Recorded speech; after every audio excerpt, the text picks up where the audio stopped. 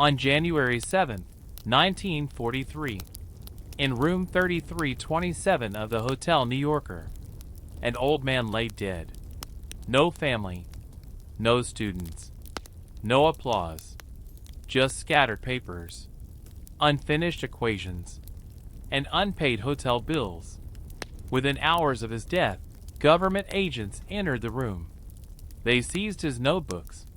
They locked away his research. They searched for something they feared the world could not handle. This man once made lightning dance in his laboratory. He once claimed he could send power through the air, without wires.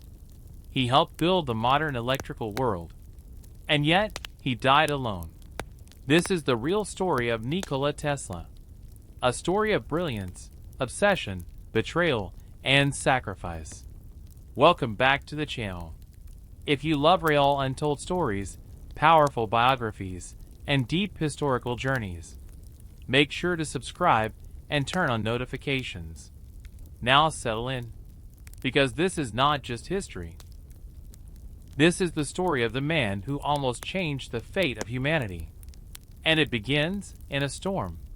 On a violent summer night in July 1856, in the mountain village of Smiljan, then part of the Austrian Empire, a thunderstorm tore through the sky. Lightning cracked so close that the house shook. Inside, a woman struggled through labor. Her name was Georgina Juka Tesla. When the child was born, lightning struck again. The midwife whispered, "This child will belong to darkness." But his mother answered, "No, he will be a child of light." They named him Nikola Tesla, and the world would one day remember that name. Nikola was not an ordinary child. He could memorize entire books after reading them once. He saw machines inside his head, fully formed.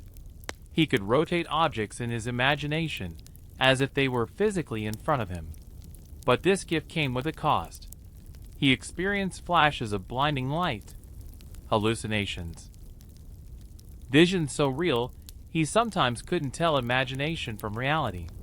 He later described it as living in two worlds at once. And this ability, strange and frightening in childhood, would later become the foundation of his inventions. Nikola had an older brother named Dane. Dane was considered the brilliant one, the favorite, the future pride of the family. Then one day, Dane died in a horse-riding accident. Nikola was only 5. Some accounts suggest Nikola witnessed it. Others suggest he blamed himself. What we do know is this. After Dane's death, everything changed.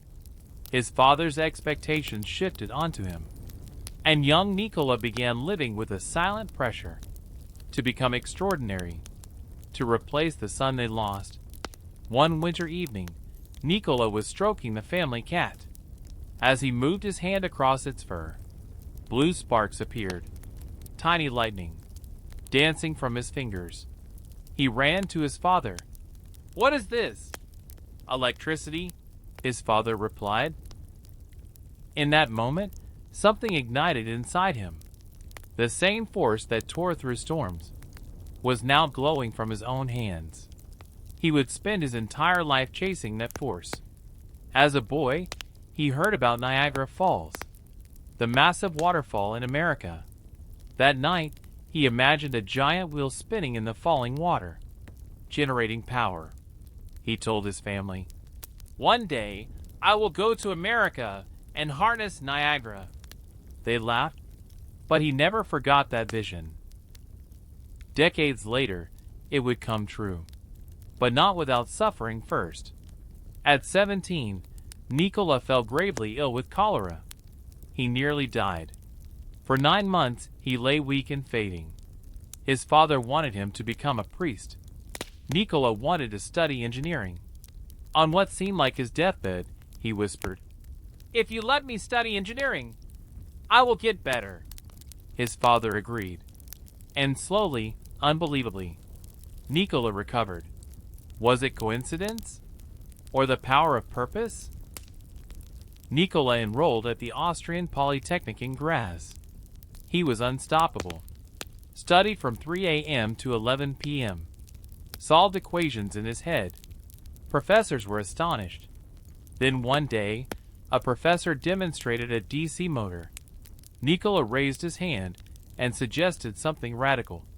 "What if we remove the commutator entirely?" The professor publicly mocked him. "Impossible." But Nikola couldn't let it go. That impossible idea would later electrify the world. Then something unexpected happened. Nikola began gambling. Addiction consumed him. He lost money, lost focus, lost his academic standing. His father was devastated. Soon after, his father died. Nikola was 22. He had no degree, no job, no father, and a crushing guilt he would carry forever. But from this lowest point, a breakthrough was coming, one that would shock the world. In a park in Budapest, while reciting poetry at sunset, Nikola Tesla would suddenly see, in a flash, the solution to the impossible motor, a rotating magnetic field, an idea that would ignite the war of the currents. But that war would turn him against the most famous inventor in the world, Thomas Edison. And what happened next would change history forever. Nikola Tesla had lost his brother, lost his father, lost his academic standing. But in a quiet park in Budapest, while reciting poetry at sunset, he saw something no one else could see, a rotating magnetic field, an invisible force that could spin a motor, without brushes, without sparks, without the weakness of direct current. Now the question was no longer, "Is it possible?" The question was, could he prove it? And could he survive long enough to change the world? It was February 1882. Budapest was cold, but the sky burned orange as the sun lowered over the Danube. Tesla was walking with his close friend, Antal Sigeti. He often recited poetry while walking. It calmed his mind. That evening, he was reciting Goethe's Faust. As he spoke the lines about light and motion, the solution struck him. Not slowly, not gradually, not as a guess. It appeared fully formed. He froze. His friend later said it looked as if Tesla had been struck by lightning. Tesla grabbed a stick, dropped to the dirt, and began drawing circles in the sand. He drew coils. He drew magnetic fields. He drew rotating vectors. He described how two alternating currents, slightly out of phase, could create a spinning magnetic field. No commutator needed. No mechanical switching. Pure motion from invisible force. "See my motor here?" Tesla told him. "Watch me reverse it." The motor existed only in his mind. But in that moment, it was already alive. Tesla was employed at a telephone exchange company connected to Continental Edison. It was not glamorous work. He repaired equipment, improved circuits, solved signal clarity problems. But something important was happening. For the first time in years, he was disciplined again. He stopped gambling. He rebuilt his confidence. He regained the intense mental focus he once had as a student. And every night, he refined the motor design in his head. He did not build it physically yet. That was his strange genius. He would test machines entirely in his imagination.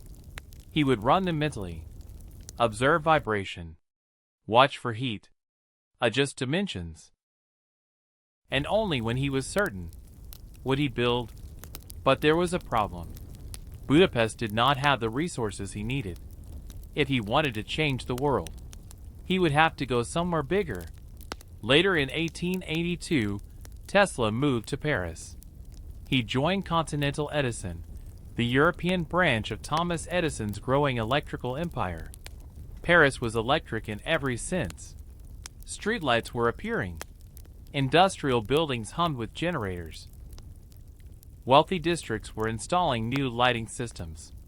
Direct current, DC, was the dominant system, and Thomas Edison was its king. Tesla worked long hours solving engineering problems for Edison installations. He traveled to Strasbourg. He fixed failing generators. He improved designs. His superiors quickly realized this quiet Serbian engineer was brilliant. But Tesla carried a secret. In his mind, he knew DC was flawed. He had already seen something better. While working in Strasbourg, Tesla finally built a small physical model of his alternating current motor. He funded it himself, used spare materials, worked in isolation. When he powered it, it worked smoothly. No sparks, no commutator. The rotor turned as his mind predicted. He had done it.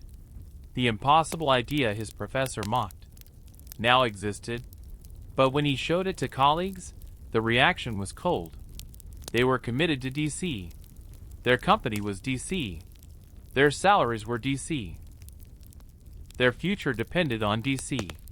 Tesla's invention threatened everything, so they ignored it. One man, however, saw something different.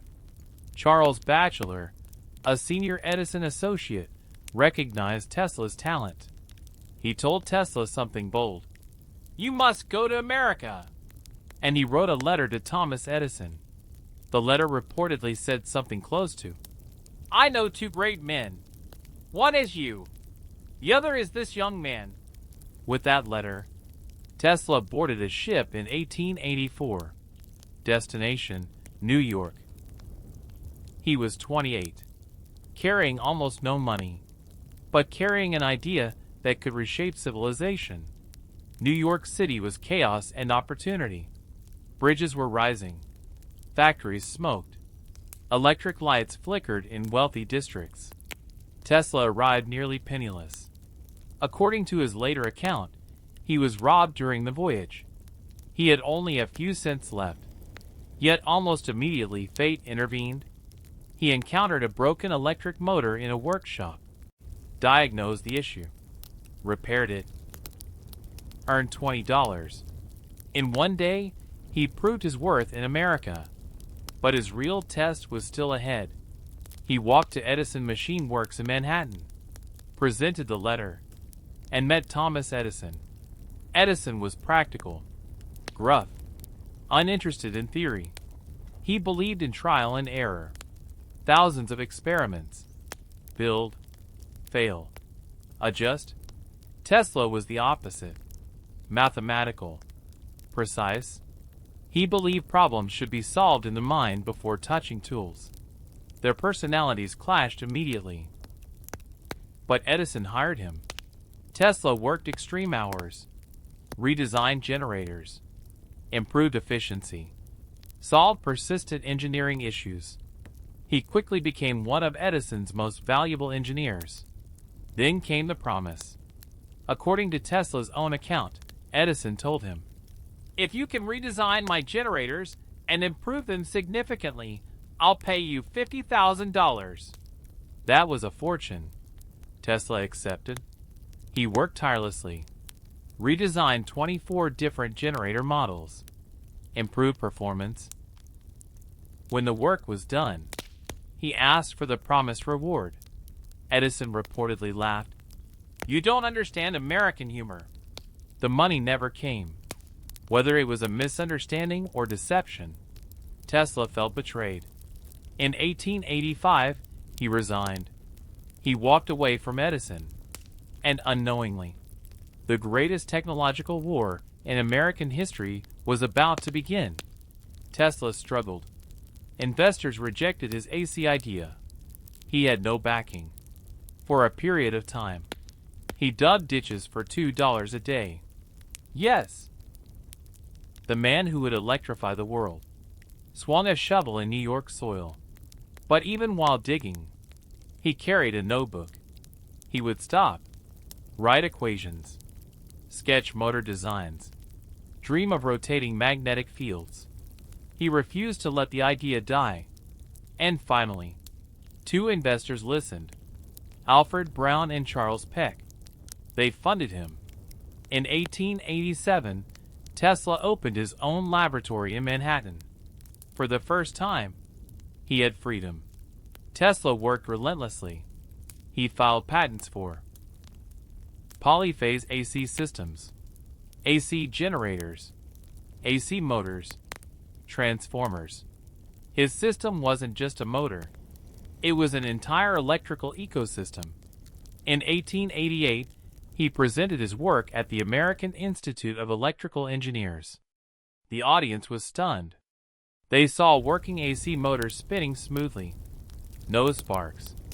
No commutators. Reliable. Elegant. Efficient. Among those who heard about it was a man named George Westinghouse. And Westinghouse understood one thing immediately. If Tesla was right, DC was finished. In the next part, Tesla will sign a deal that could have made him the richest man in the world. But instead, it will trap him inside the most brutal technological war of the 19th century. Thomas Edison will begin attacking him publicly. Animals will be electrocuted. Propaganda will spread. And the battle between AC and DC, the war of the currents, will turn personal. But here's the real question. Why would Tesla later tear up a contract worth billions? And why would that decision lead him toward both global fame and eventual isolation? Nikola Tesla now had investors. He had patents. He had a working alternating current system. And he had caught the attention of one of the most powerful industrialists in America, George Westinghouse.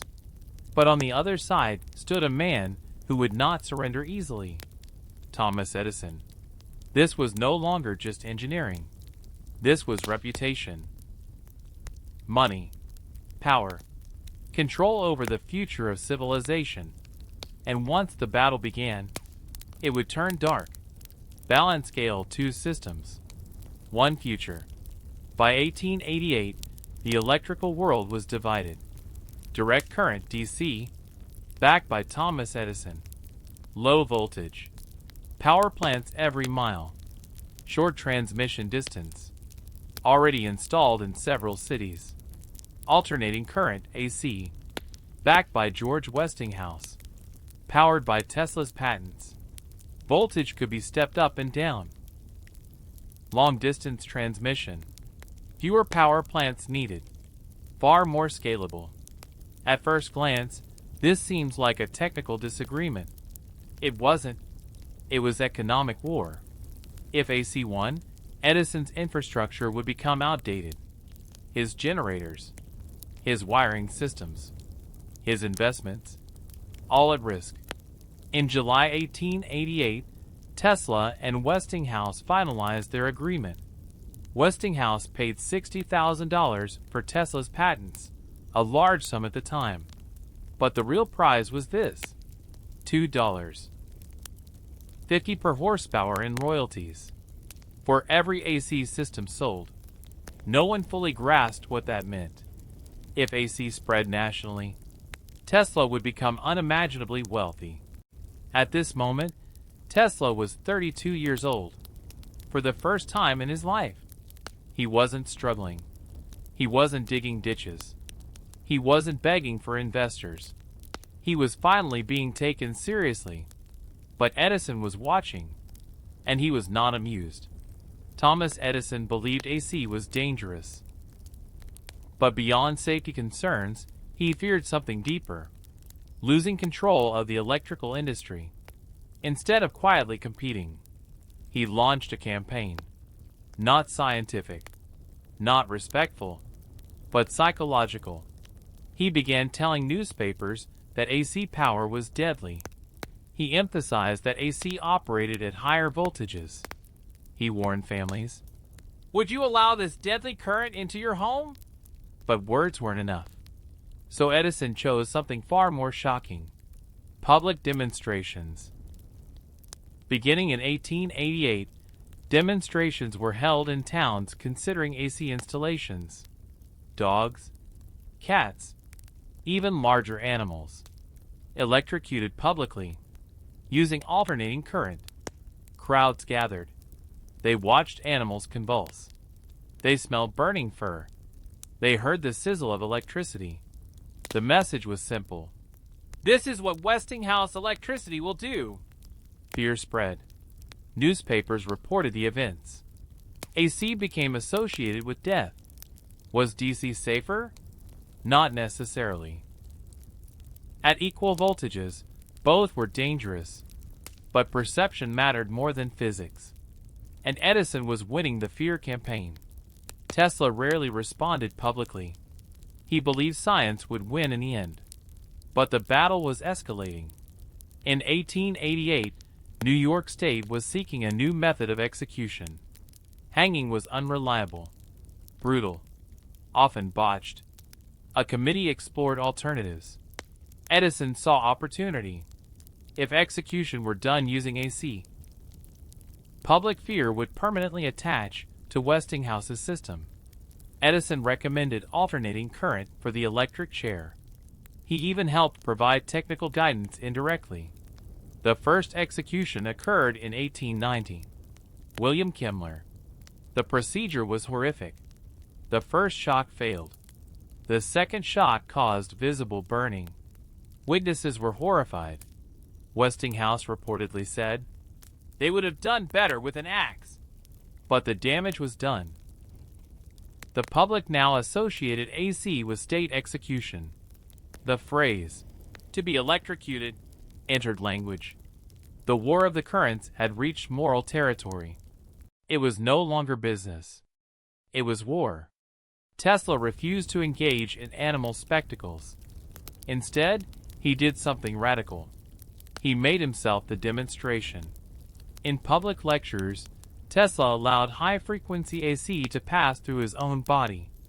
He held glowing lamps in his hands. He stood calmly as sparks danced across his skin. The crowd gasped. If AC was so deadly, how was he standing unharmed? The secret was frequency and current control. Tesla understood the physics deeply. He demonstrated. Electricity, when properly handled, was not evil. It was powerful and beautiful. These demonstrations shifted perception. People began seeing AC not as horror, but as wonder. In 1893, the World's Columbian Exposition in Chicago sought to electrify the fairgrounds.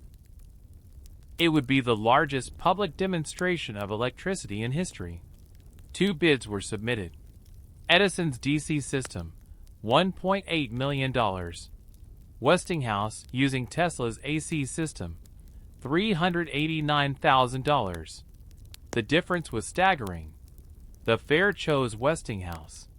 When the exposition opened, over 100,000 lights illuminated the White City. AC power lit massive buildings. Motors ran machinery. Everything worked flawlessly. Millions attended. They saw AC powering an entire city-like environment. No disasters. No chaos. No fear. Just light. This moment shifted the war. AC had proven itself publicly. But one final test remained.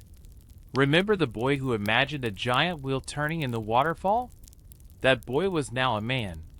And Niagara Falls was about to become the ultimate test. A massive hydroelectric plant was planned. The challenge: transmit power from the falls to Buffalo, New York, over 20 miles away. DC could not do it efficiently. AC could. Tesla's polyphase system was selected. When the plant activated in 1895, electricity flowed successfully to Buffalo. Long distance. Stable. Reliable. It worked, and in that moment, the war of the currents was effectively over. AC had won. Even Edison's companies eventually transitioned to AC systems. Tesla's childhood vision had become reality. But just as victory seemed complete, financial danger approached. Westinghouse's company was under financial strain.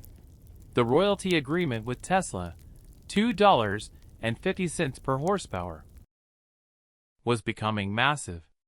If AC expanded globally, The payments would explode. Westinghouse approached Tesla, explained the situation. If the contract remained, the company could collapse. Tesla faced a decision: enforce the contract, become immensely wealthy, or tear it up. Tesla chose loyalty. He tore up the contract, accepted a smaller lump sum. He walked away from what would likely have made him one of the richest men alive. Why? Some say gratitude. Some say naivety. Some say he cared more about progress than profit. But this decision would echo for the rest of his life, because from this point forward, money would slowly slip away from him, and his next vision would be far more ambitious, far more dangerous. Wireless power, not just across cities, across the entire Earth.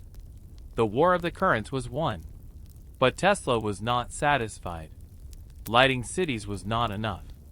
He wanted to light the planet, without wires, without limits. He would move to Colorado, build a machine taller than buildings, create artificial lightning, and attempt to transmit energy through the Earth itself. But something would go wrong, very wrong, and the world would begin calling him a madman. The war of the currents was over. Alternating current had defeated direct current. Niagara Falls was generating power. Cities were lighting up. Nikola Tesla had changed the electrical world forever. But here is the truth about Tesla.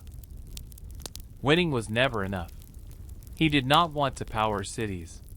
He wanted to power the Earth itself, without wires, without cables, without limitation.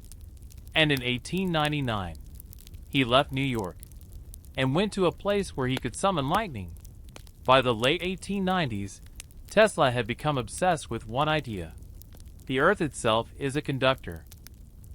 If you send electrical energy into the ground at the right frequency, the planet could resonate like a giant tuning fork, and that resonance could carry energy anywhere.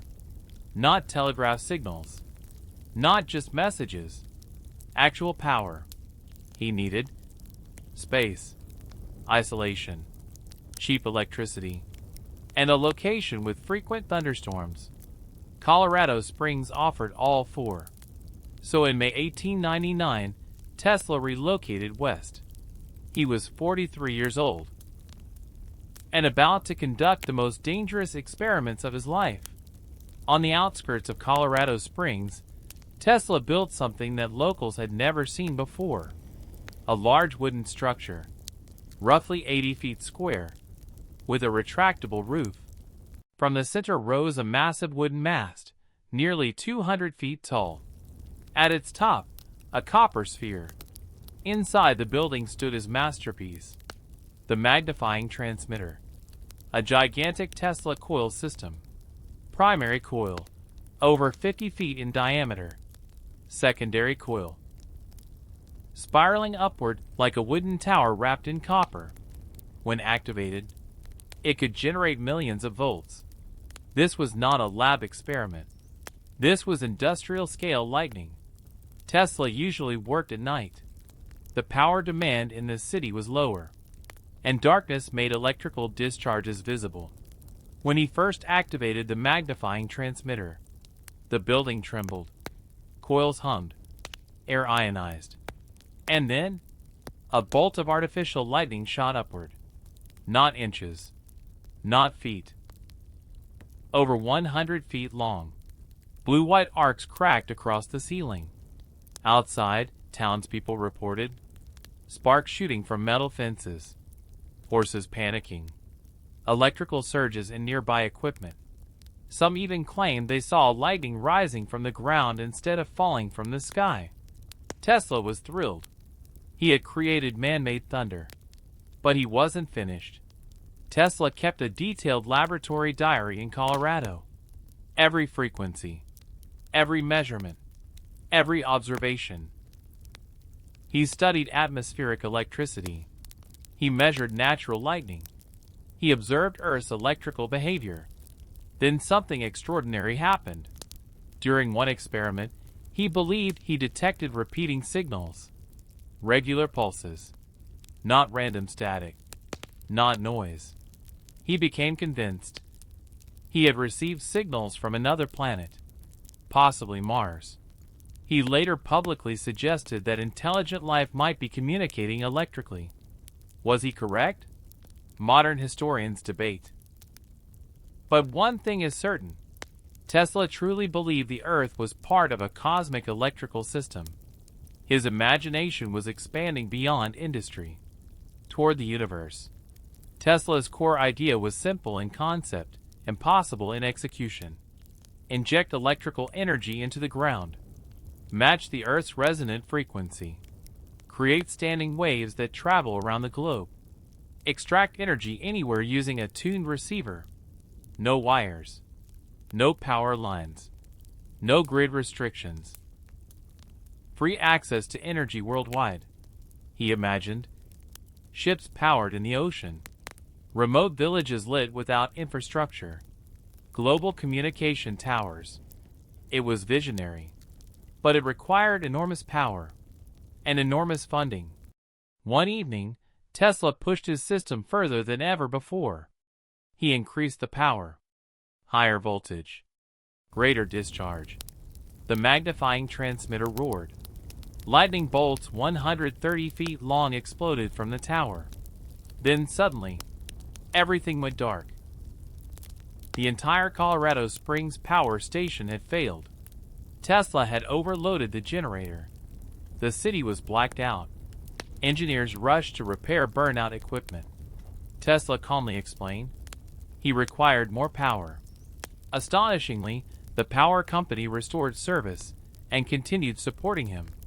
They were fascinated, but they were also beginning to worry, because the scale of Tesla's ambition was becoming clear. Colorado changed Tesla. He worked nearly alone. Long nights. Massive discharges. Thunder shaking the building. He felt closer to understanding the Earth than ever before. But isolation amplified his tendencies. His rigid routines intensified. His germ fears grew stronger. His belief in his own system became absolute. He was certain wireless global power was achievable, and he would be the one to do it. But experiments alone were not enough. He needed financial backing, and that meant returning to New York. In 1900, Tesla left Colorado. He returned with data, calculations, confidence, and a plan larger than anything he had attempted. He wanted to build a global wireless transmission tower. A real one, full scale, capable of sending messages, voice, images, and power across oceans, across continents, across the Earth. To do this, he needed one thing: a powerful financial backer. And he found one: J.P. Morgan. Tesla approached J.P. Morgan with a proposal. Not wireless power at first. Wireless communication. A global communication system superior to Marconi. Morgan invested $150,000. Tesla began construction of a tower on Long Island. It would be called Wardenclyffe. But Morgan believed he was funding communication. Tesla intended something much bigger. And when Morgan discovered the full scope, everything would collapse. In Colorado, Tesla summoned lightning. He believed he heard signals from space. He proved massive wireless transmission was possible. But now, he was about to gamble everything on a single tower, Wardenclyffe, a structure meant to transmit energy through the Earth itself. But investors would pull away, competitors would advance, and the world would begin to turn against him. The question is no longer, can Tesla build it? The question becomes, will anyone let him? In Colorado, Tesla proved he could create lightning. He believed he had tapped into Earth's electrical heartbeat. He returned to New York with a vision so bold, it made lighting cities look small. He would build a tower, not just for communication, not just for profit, but to send energy through the planet itself. One tower, one system, one global network. And for a moment, the most powerful banker in America believed in him. At the turn of the 20th century, few names carried more power than J.P. Morgan. He controlled railroads, steel, finance, industry. If Morgan supported you, doors opened. If he didn't, they closed. Tesla approached Morgan with a proposal in 1900. Wireless communication, global transmission, faster and more powerful than anything Marconi was attempting. Morgan agreed to invest $150,000. In exchange, he would receive majority control of the patents. For Tesla, this was more than funding. It was validation. For the first time since the War of the Currents, a titan of industry had placed trust in him. But there was something Morgan did not fully understand. Tesla was not building just a communication system. He was building the foundation for global wireless power. Tesla purchased land at Shoreham, Long Island. Construction began in 1901. The structure was enormous. A 187-foot wooden tower topped with a 55-ton copper dome. Beneath it, deep underground shafts were drilled, some extending over 100 feet into the earth. Tesla believed the underground system was crucial. The earth itself would be the conductor. The tower was not simply a radio antenna. It was meant to inject energy into the planet. He named it Wardenclyffe. To locals, it looked mysterious. To investors, ambitious. To Tesla, it was destiny. Tesla's full dream went far beyond Morse code or voice transmission. He imagined instant global communication, wireless telephone networks, international broadcasting, stock exchange data transmitted instantly, images sent across oceans, and eventually, wireless energy. He once described a future where a man may carry a device in his pocket and communicate with anyone in the world. At the time, this sounded impossible. Yet today, it feels familiar. Tesla wasn't thinking in years. He was thinking in centuries. While Tesla was building Wardenclyffe, Guglielmo Marconi was making headlines. In 1901, Marconi transmitted a wireless signal across the Atlantic. It was brief. It was simple. But it was historic. The world celebrated Marconi. Newspapers praised him as the father of wireless. Tesla, however, had patented similar ideas years earlier. He believed Marconi was building on his foundations. But Marconi had something Tesla didn't: practical focus. He aimed to transmit signals, not power, not Earth resonance, not global energy, just communication. And that made him more appealing to investors. Wardenclyffe was expensive, far more expensive than Tesla initially projected. The underground system required heavy steel reinforcement. The magnifying transmitter had to be enormous. Construction costs soared. Tesla returned to Morgan for additional funding. This time, Morgan hesitated. Then Tesla made a mistake. He revealed the broader vision: wireless power, free energy transmission, global energy distribution. Morgan reportedly responded with a critical question. If anyone can draw power from the earth freely, where do we put the meter? That question captured the problem perfectly. Wireless communication could be monetized. Wireless power was harder to control. Morgan did not invest further. And without Morgan's support, other investors stayed away. Tesla remained certain. He believed the tower would succeed. He believed once demonstrated, funding would flood in. He wrote letters, gave interviews, spoke boldly about global systems. But confidence does not pay construction crews. Bills mounted. Work slowed. Then stopped. Wardenclyffe stood unfinished, a skeletal monument to ambition. As funds dried up, Tesla retreated emotionally. He distanced himself from critics. He doubled down on his belief that the system would work. Meanwhile, Marconi's simpler system expanded rapidly.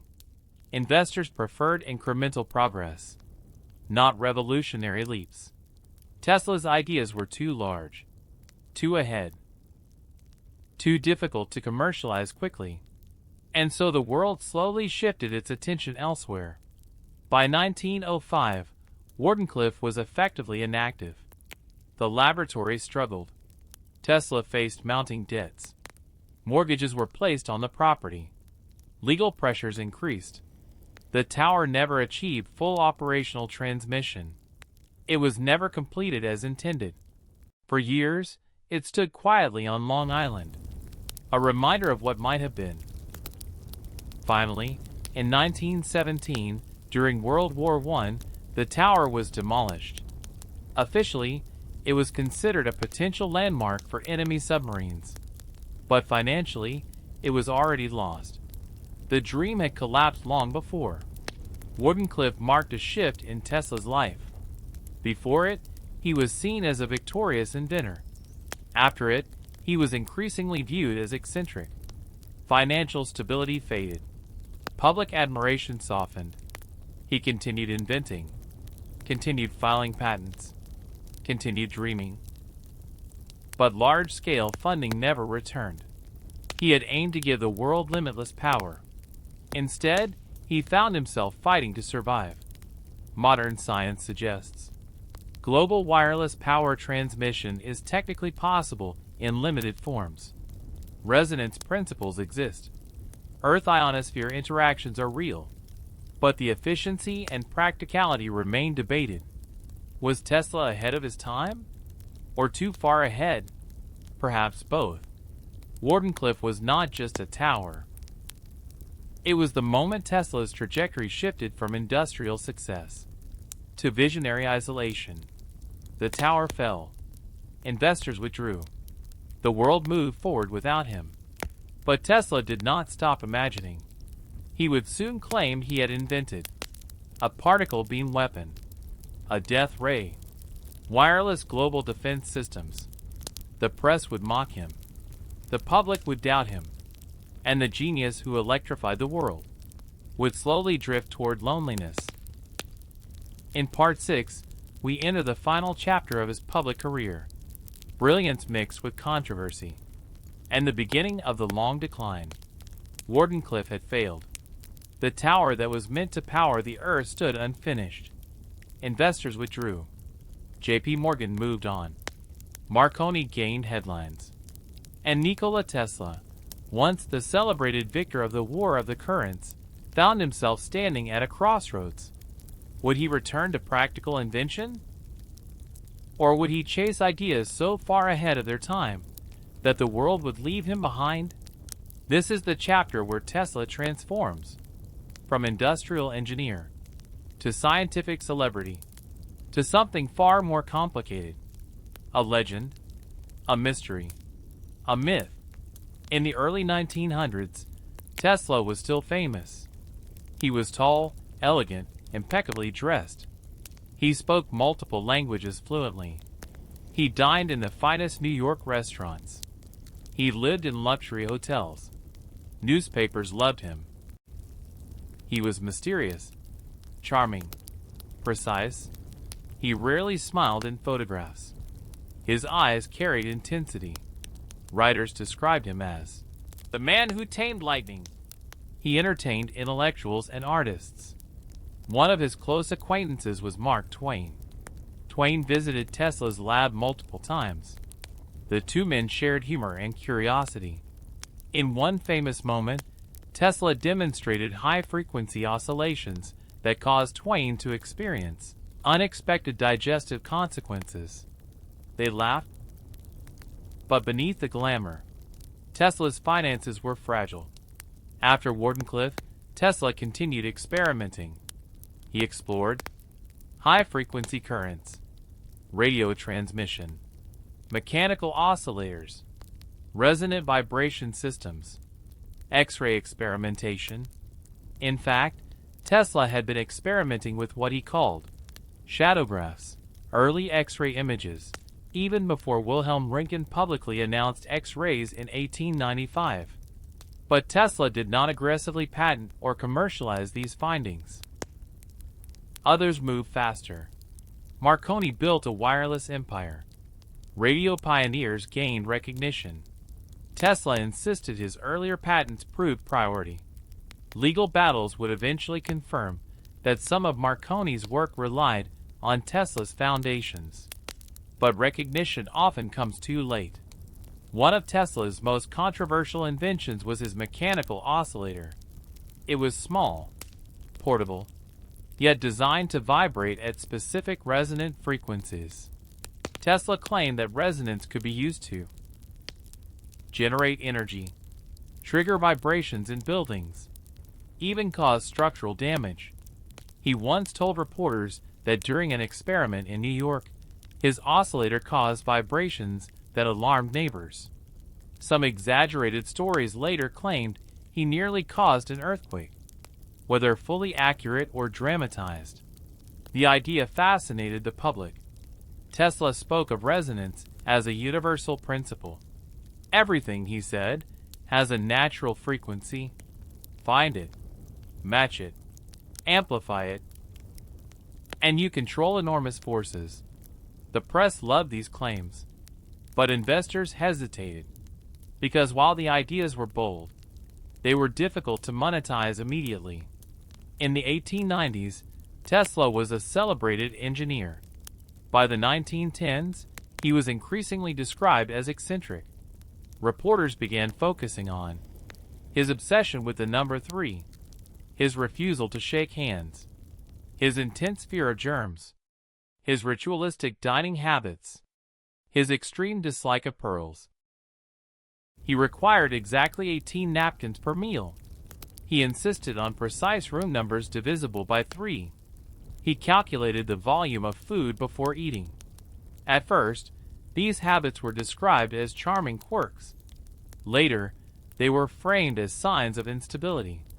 The same mind that once revolutionized industry now seemed distant from it. Meanwhile, a quiet legal war unfolded. Marconi was credited with inventing radio. Tesla insisted his patents preceded Marconi's work. The courts initially sided with Marconi, but years later, in 1943, the same year Tesla died, the U.S. Supreme Court recognized Tesla's earlier patents as foundational. By then, Tesla was gone. Recognition arrived quietly, without ceremony, without applause. Another example of how his contributions were acknowledged, but rarely celebrated in his lifetime. By the 1910s and 1920s, Tesla's financial situation worsened. He moved between hotels. Bills accumulated. Friends occasionally helped cover expenses. He gave interviews announcing bold new projects: wireless global defense systems, particle beam weapons, energy shields to end war. He described a teleforce device, what newspapers called a death ray. He claimed it could shoot concentrated energy beams across hundreds of miles, destroy aircraft, protect nations from invasion. Was it real? He insisted it was based on sound physics. Governments listened quietly, but no confirmed large-scale construction followed. The press alternated between fascination and skepticism. The more dramatic his claims became, the more he was treated as a visionary on the edge. As the years passed, Tesla developed a deep affection for pigeons in New York City. He fed them daily in Bryant Park. He nursed injured birds in his hotel room. He once described a white pigeon with gray markings as the love of his life. He said, "I love that pigeon as a man loves a woman." To some, this sounded tragic. To others, poetic. But it revealed something profound. Tesla had never married. He claimed celibacy enhanced his intellectual focus. His devotion to invention replaced romantic relationships. In old age, Companionship came from birds rather than people. Tesla lived in several hotels over the decades. The Waldorf Astoria, the Street Regis, the Hotel Pennsylvania, finally the New Yorker. At first, he lived in luxury. Later, hotel management tolerated his overdue bills out of respect for his reputation. Eventually, even that patience wore thin. He occupied smaller rooms, simpler surroundings. But even then, he maintained dignity, always dressed sharply, always speaking with precision, always convinced that his greatest work was still ahead. In his later years, Tesla gave annual birthday interviews. He would announce new inventions, global energy systems, defense shields, advanced turbines. Some believed he was exaggerating. Others believed he was simply too far ahead of the technology of his time. He insisted he could harness cosmic rays, transmit power globally, end war through defensive energy barriers. Whether practical or theoretical, he never stopped imagining, even when funding stopped, even when recognition faded. By the 1930s, Tesla had become something unusual. Not just an inventor, not just a scientist, but a symbol. To some, he was the neglected genius, the man who sacrificed wealth for progress.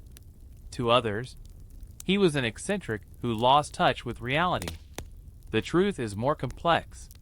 He was both visionary and flawed, brilliant and financially impractical, disciplined in thought, yet sometimes detached from commercial realities. History often prefers simple narratives. Tesla's life refuses simplicity.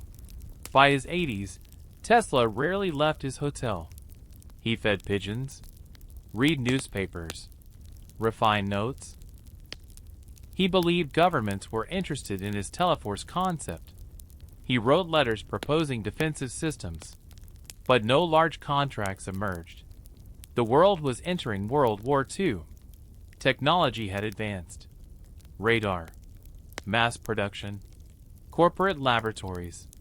Tesla's lone wolf approach no longer matched the era.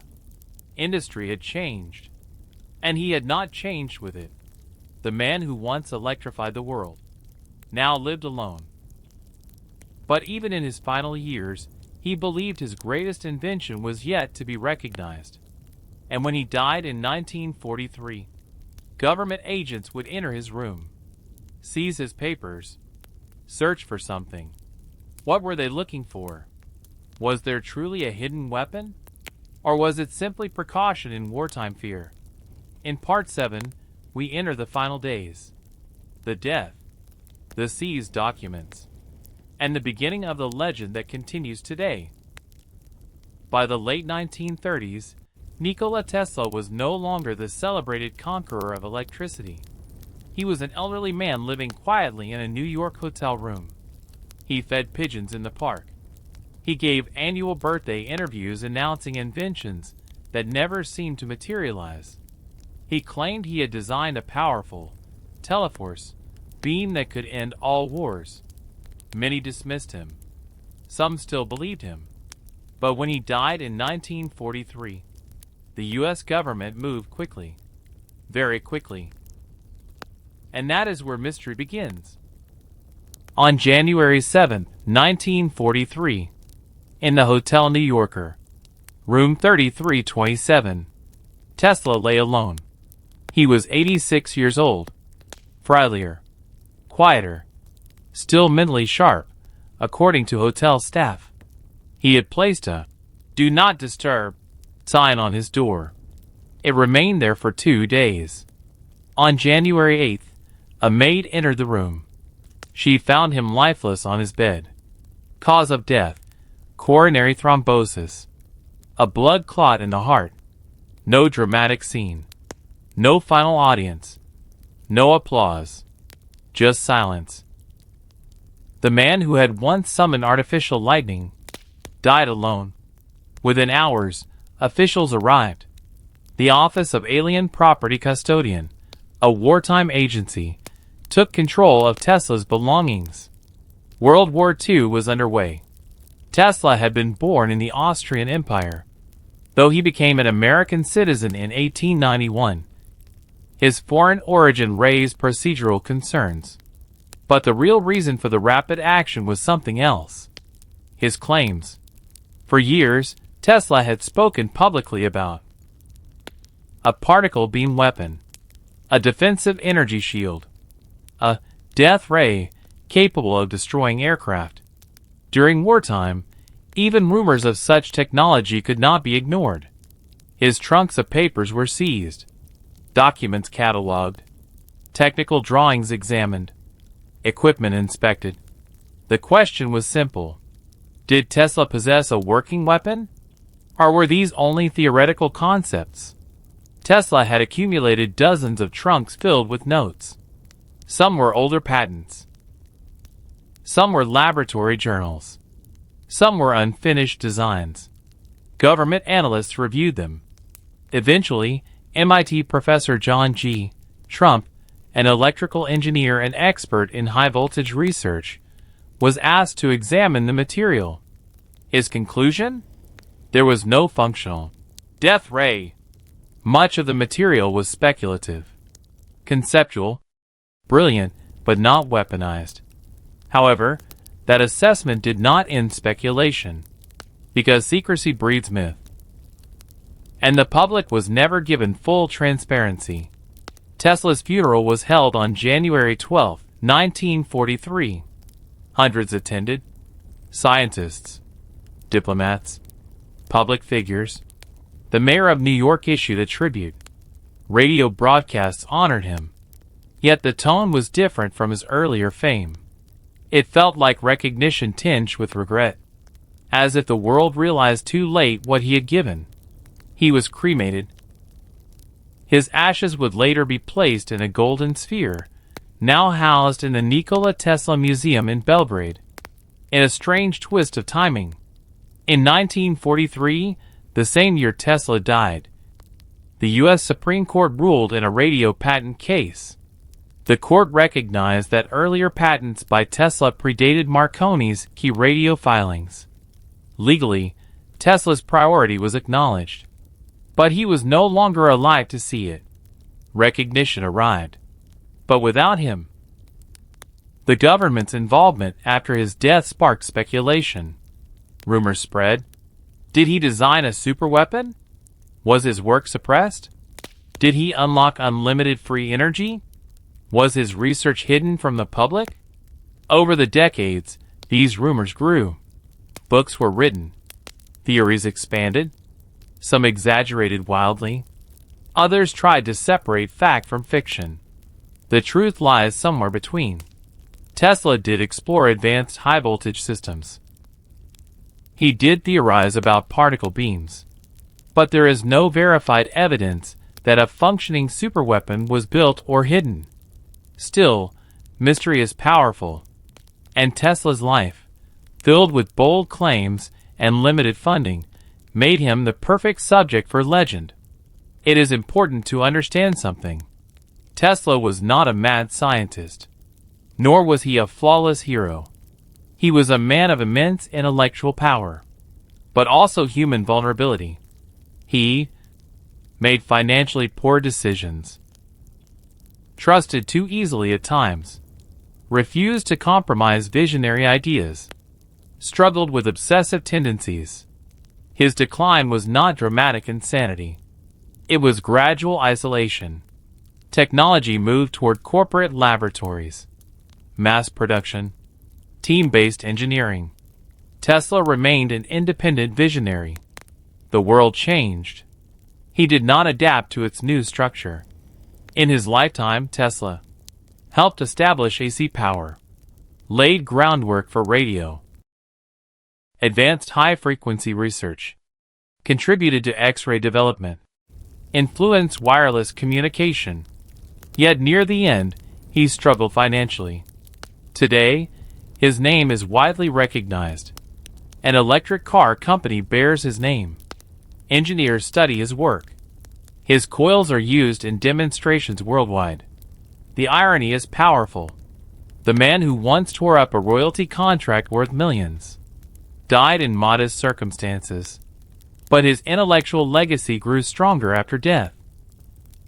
Nikola Tesla died quietly, but his story did not end in that hotel room. In fact, it may have just begun, because after his death, the world slowly began to rediscover him. Writers revisited his patents. Scientists reevaluated his ideas. The internet age would revive his image. He would transform from forgotten inventor into cultural icon. We explore how Tesla became larger than life, how myth and fact intertwined, and why, more than 80 years after his death, he still electrifies the imagination of millions. An old man died alone in room 3327. His papers were seized, his inventions scattered, his name faded from headlines. For a time, it seemed as though Nikola Tesla would become nothing more than a historical footnote. But history has a strange way of correcting itself. And sometimes, legends grow stronger after death. This is not the story of how Tesla died. This is the story of how he became immortal. In the decades immediately after 1943, Tesla was not widely celebrated. Textbooks mentioned Edison. They praised Marconi. They discussed industrial pioneers. Tesla's name appeared, but softly. He was credited for alternating current, but rarely emphasized. Part of this was timing. The mid-20th century was dominated by World War II, the atomic age, space exploration, corporate research laboratories. Scientific credit increasingly went to teams, corporations, and institutions. Tesla had worked mostly alone. He left no industrial empire behind, no giant company bearing his name, no commercial machine constantly promoting his legacy. So for a while, he faded, but ideas never truly disappear. By the late 20th century, historians began revisiting early electrical patents. Researchers studying the origins of radio found Tesla's earlier filings. Engineers reviewing AC motor development traced the polyphase system back to him. Slowly, a pattern emerged. He had been more foundational than commonly understood. And then something unexpected happened. The internet arrived. Online communities began sharing stories. Biographies circulated more widely. Tesla's dramatic life, lightning, betrayal, wireless dreams, captivated a new generation. Unlike textbook inventors, Tesla felt cinematic, visionary, tragic, ahead of his time. In the 21st century, a bold decision revived his name globally. An electric vehicle company chose to honor him. Tesla Motors. Suddenly, millions heard his name daily. Electric cars powered by AC induction motors, based on Tesla's rotating magnetic field principle, carried his legacy into modern highways. The symbolism was powerful. The same principles he fought to defend in the War of the Currents, now powering the future of transportation. His name was no longer obscure. It was iconic. Brain genius re-examined. Today, historians and engineers generally agree on several key truths. Heavy checkmark Tesla's AC system was transformative. Heavy checkmark his polyphase motor design was revolutionary. Heavy checkmark his high-frequency research was groundbreaking. Heavy checkmark his early wireless patents were foundational. But experts also acknowledge, heavy checkmark not every late-life claim was fully practical. Heavy checkmark some visions were technologically premature. Heavy checkmark financial decisions limited his industrial influence. This balanced view is important. Tesla does not need exaggeration to be extraordinary. His verified contributions alone reshaped civilization. Look around your world. Modern power grids use alternating current. Transformers step voltage up and down exactly as Tesla envisioned. Industrial motors use rotating magnetic fields. Wireless communication builds on principles he explored. Resonance systems are studied deeply in physics and engineering. Even renewable energy systems rely on AC transmission infrastructure. The modern electrical world rests heavily on foundations he helped lay. And yet, he never built a corporate empire. He never became a billionaire. He never sought political power. He sought understanding. That is rare. Tesla's life teaches more than physics. It teaches something deeper. Vision without compromise can change the world. But vision without financial structure can struggle to survive. He sacrificed royalties that could have made him unimaginably wealthy. He chose loyalty over profit. He chose possibility over practicality. He chose long-term dreams over short-term gain. Was it wise? History leaves that question open, but it makes his story powerful. Today, Tesla exists in two forms: the documented engineer and the cultural myth. The myth says, he invented unlimited free energy. He built hidden superweapons. He was suppressed by corporations. The documented history says, he was a brilliant, disciplined electrical engineer who made real, measurable breakthroughs. Both versions persist. But the truth, as always, lives in careful examination. Tesla does not need conspiracy to be fascinating. Reality is extraordinary enough. There are many inventors in history. Few become symbols. Tesla represents the misunderstood genius, the visionary ahead of his time, the man who sacrificed wealth for progress, the scientist who battled powerful rivals. His life reads like drama, but it is real. Born during a thunderstorm, summoned artificial lightning, electrified the world, died alone, then rose again through legacy. Few lives follow such an arc. Imagine that storm in 1856. Lightning splitting the sky. A newborn child entering the world. A midwife whispering fear. A mother declaring light. Nearly 90 years later, the child of that storm would leave behind a planet powered by his ideas. He once said, "If you want to find the secrets of the universe, think in terms of energy, frequency, and vibration." That sentence alone reflects his worldview. He saw the world not as static matter, but as motion, as oscillation, as electricity waiting to be understood. And perhaps that is why he still inspires engineers, dreamers, and creators today. If you've stayed through this entire journey, from the storm in Smiljan, to the War of the Currents, to lightning in Colorado, to the silent tower of Wardenclyffe, to the lonely hotel room in New York, then you've witnessed one of the most extraordinary real-life stories in modern history. Nikola Tesla's life was not simple. It was not clean. It was not financially triumphant. But it was powerful. And it shaped the electrical world we live in every single day. If you enjoy deep, real historical stories told with cinematic detail like this, make sure you subscribe to the channel. There are many more untold biographies waiting. Now I'm curious. From which country are you watching this story? And what time is it right now where you are? Drop your country and current time in the comments.